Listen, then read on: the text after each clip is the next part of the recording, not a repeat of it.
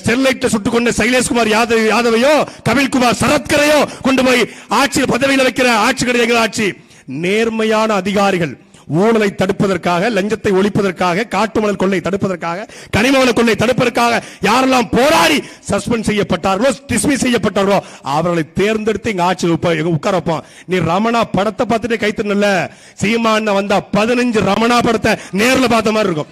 அப்படி வைப்போம். எங்க அண்ணன்மார்கள் இன்னும் 2 ஆண்டுகள் அவர்கள் தங்களுடைய உடல்நலத்தை பாதுகாத்துக் கொள்ள வேண்டும். இந்த ஆட்சி கெஞ்சினாலும் கதறினாலும் விடமாட்டான். அவர்கள் ஸ்டான் சாமியை பிடித்து வைத்துக் கொண்டு அவருக்கு உறிஞ்சு குழாய் கேட்டபோது கூட தரல.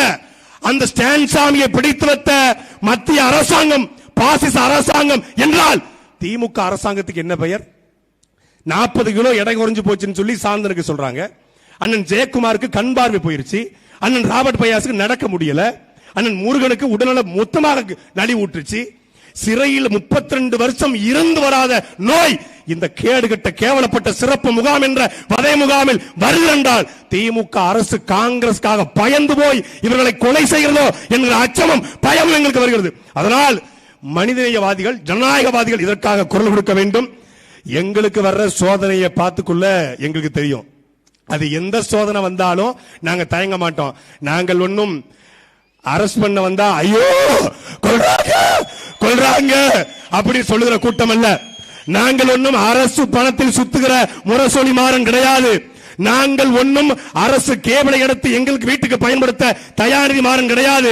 நாங்கள் ஒன்னும் வேலை வாங்கி தருவதாக ஏமாற்றிய செந்தில் பாலாஜி கிடையாது. நான் ஒன்னும் வருமானத்தை அதிகமாக சொத்து சேர்த்த யாரு சேகர் பாகுபோ இல்ல KKSSRஓ இல்ல தங்கம் தென்னரசுவோ இல்ல ஏவா வேணுவோ இல்ல ஜெகத் ரச்சனோ கிடையாது. நாங்கள் ஜனநாயகத்தை நேசித்து, மக்களாட்சி நேசித்து, மண்ணுக்காகவும் மக்களுக்காகவும் போராடக்கூடிய, மண்ணின் அரசியலை பேசக்கூடிய பிரபாகரனுடைய பிள்ளைகள், சீமானுடைய தம்பிகள். நாங்கள் எந்த சோதனைக்கும் நாங்கள் பயப்பட போறது கிடையாது. 13 முறை வழக்கு என் மேல, 11 வழக்கு, 3 முறை அரஸ்ட். நானாத்தான் போனேன். நேத்து நான் இல்ல, எங்க வீட்டுக்கு வந்திருக்காங்க, முழுக்க பரிசோதனை பண்ணி பார்த்துட்டு புத்தகத்தை எடுத்துட்டு போயிருக்காங்க. எங்க அக்கா காளியம்மா சொன்னது போல அந்த புத்தகம் சென்னை புத்தக கண்காட்சியில வாங்கிய புத்தகம். புத்தக கண்காட்சி போயிருந்தா இது மாதிரி 1 லட்சம் புத்தகத்தை அள்ளிட்டு போயிருக்கலாம்.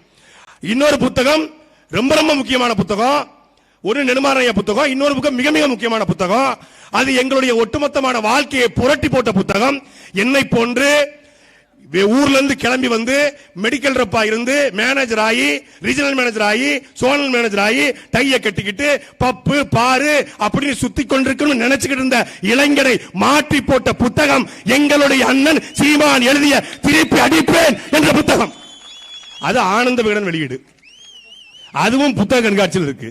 புத்தக கண்காட்சிக்கு முடிஞ்சதுனால 22ஆம் தேதி முடிஞ்சு ஜனவரி.